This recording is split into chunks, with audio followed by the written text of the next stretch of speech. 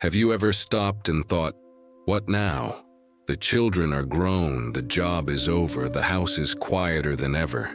And in that silence you may feel lost, not because you've done anything wrong, but because the world told you that retirement was the end of the road. Let me tell you something, my dear friend.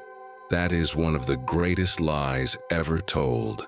In Buddhism, we see retirement not as an end, but as a sacred beginning, a second spring, a chance to meet yourself again, maybe for the first time. If you're over 60 and feeling forgotten, confused, or even useless, stay with me.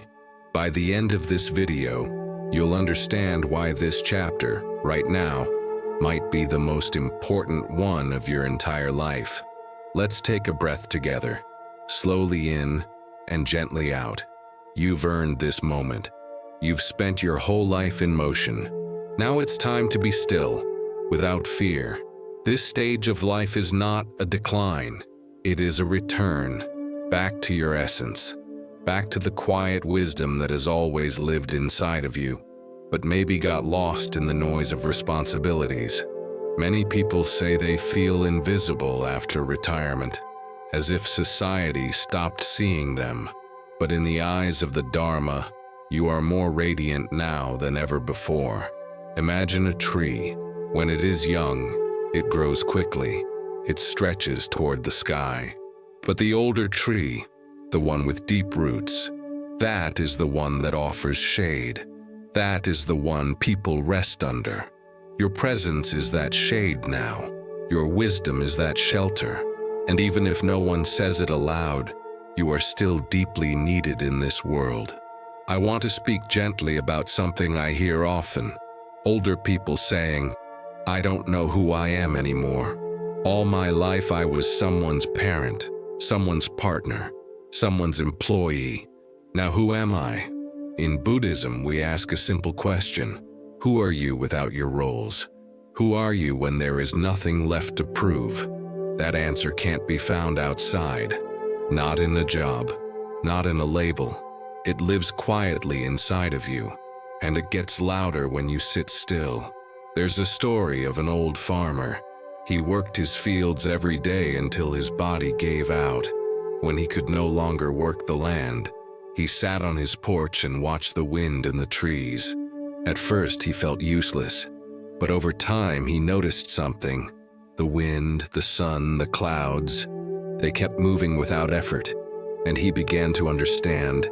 His value didn't come from labor. It came from awareness, from simply being. And that, my friend, is the heart of Buddhism. Now let's talk honestly about something that weighs heavy: regret. By this age, we've all made mistakes. We've hurt people. We've hurt ourselves. Maybe you wish you'd said something. Maybe you wish you hadn't. In the Buddha's teaching, regret is like carrying a heavy stone in your pocket. It slows your step. It bends your back. But here's the good news. You can put it down right now.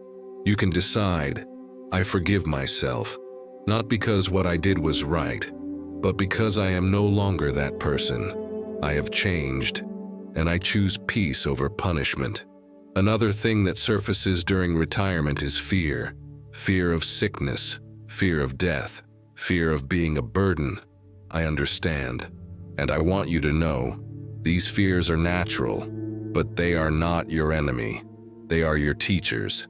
In Buddhism, we don't run from fear. We sit with it. We breathe with it. We ask, what are you trying to show me? When we look closely, we often find that behind fear is love. We fear death because we love life. We fear loneliness because we crave connection.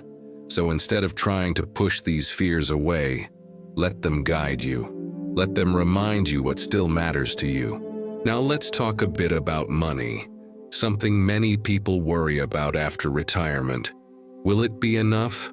What if I lose what little I have? In Buddhism, money is seen as a tool. It's neither good nor bad. It's how we relate to it that causes suffering. If we cling too tightly, we live in anxiety. If we give without thought, we live in chaos. But if we find the middle way, we live in peace. One monk I met used to say, "You are not rich by what you keep. You are rich by what you can give away, with joy." And giving doesn't mean money only. It means giving your presence, your attention, your smile. Even if you don't have $1 to spare, you can still give someone the feeling that they matter. And that, my friend, is the most priceless gift. If you've ever felt like your days are empty, let me offer you this. Boredom is not the absence of things to do. It's the absence of intention. Wake up each morning and ask, what small act of kindness can I do today? Maybe it's calling an old friend. Maybe it's watering a plant. Maybe it's simply watching the birds outside your window and feeling grateful.